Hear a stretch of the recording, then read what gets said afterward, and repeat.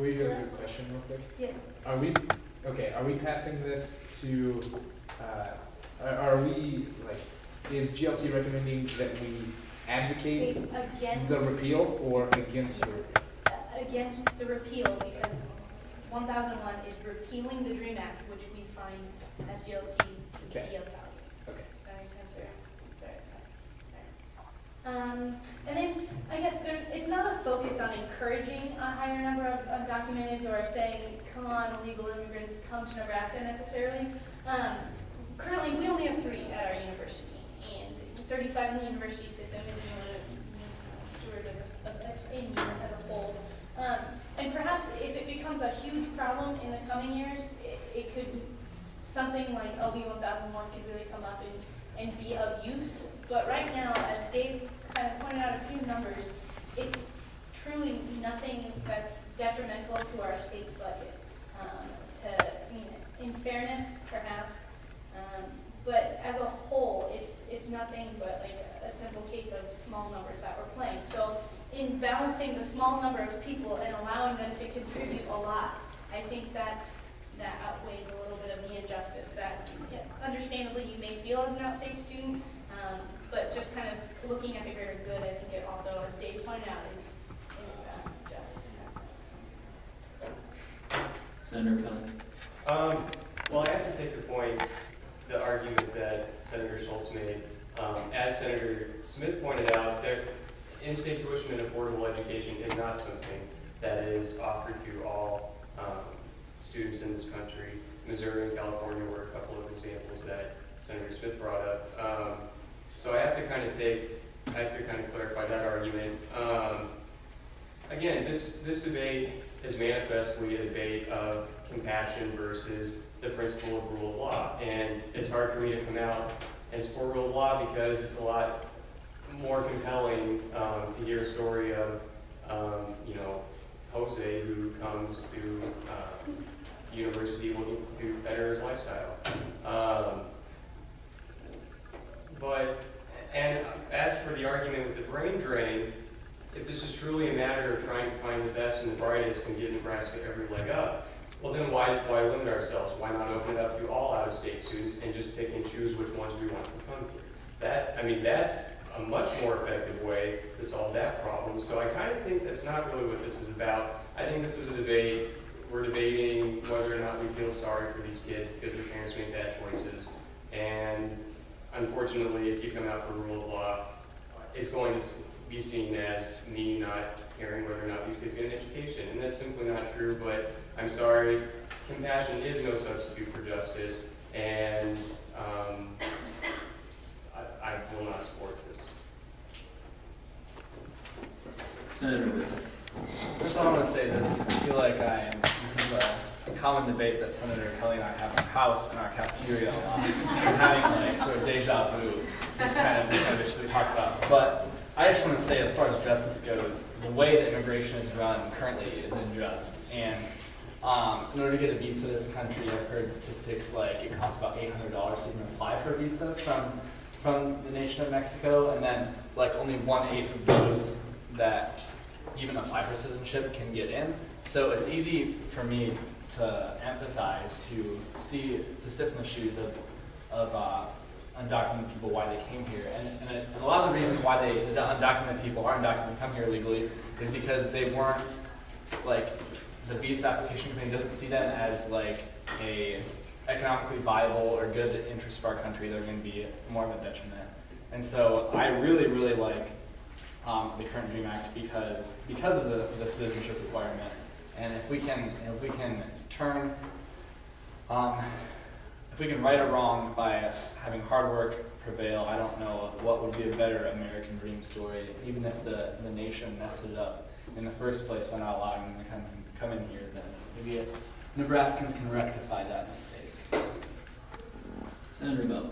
I just kind of, on the whole rule of law point in this discussion, the nation policy, K-12 public schools, that if someone's an undocumented citizen, they're allowed to go to that school, and that school is not allowed to kick them out or expel them because of their citizenship. So as a public university, I would just like to say that personally, at least for me, it seems consistent with that law.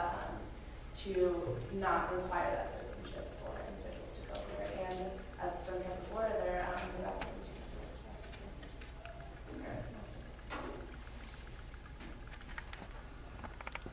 Senator Petty.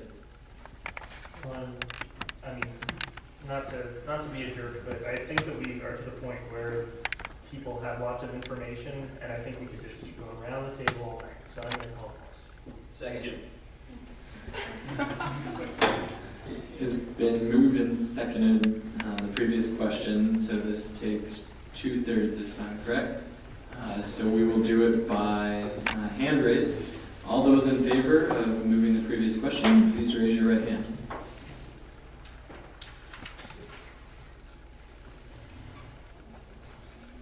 Okay, all those against, please raise your right hand. And all those wishing to abstain, please raise your right hand. Okay. Motion passes.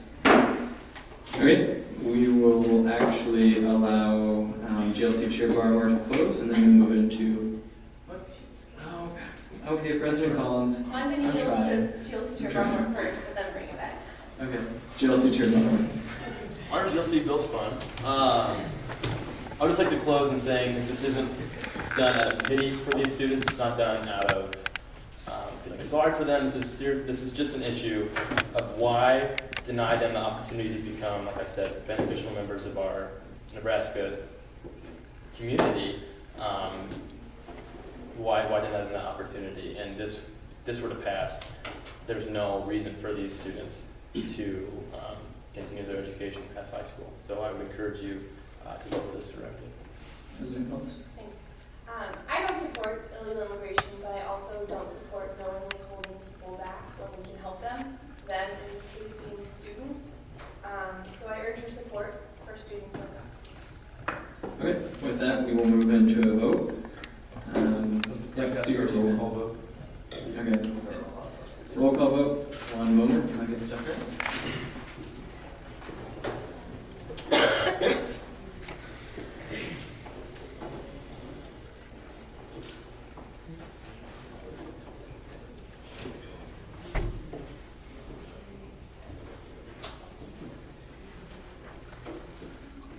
Okay.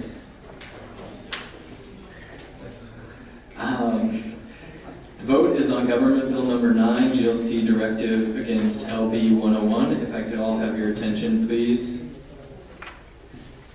A yes means that you're for the motion, and a no means that you're against, and abstain is abstaining. So, Senator Barker. Yes. Okay. Senator Bourne. No. Senator Brockhoff. No. Senator Bell. Yes. Senator Damage. No. Senator Egger. No. Senator Fennell. Yes. Senator Fetty. Yes. Senator Garcia. Senator Green. Yes. Senator Jacobs. Abstain. Senator Jurgensen. Yes. Senator Kelly. Senator Mostek. Yes. Senator Painter. Yes. Senator Peterson. Yes. Senator Post. Senator Redding. Yes. Senator Rocker. Yes. Senator Solomon. Senator Schultz. Yes. Senator Shulhanick. Yes. Senator Smith. Nope. Senator Solomon. Yes. Senator Steele. Yes. Speaker Teeman. Yes. Senator Wallace. Yes. Senator White. No. Senator Whitsett. Yes. Senator Williams. Yes. Did I get everybody? All right.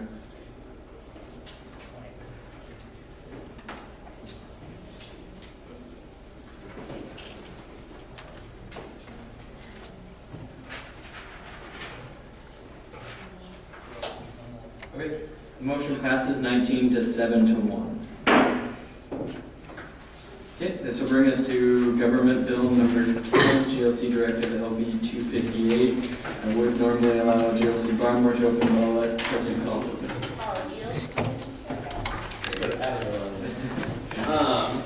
This next bill hopefully won't be as contentious as the last one.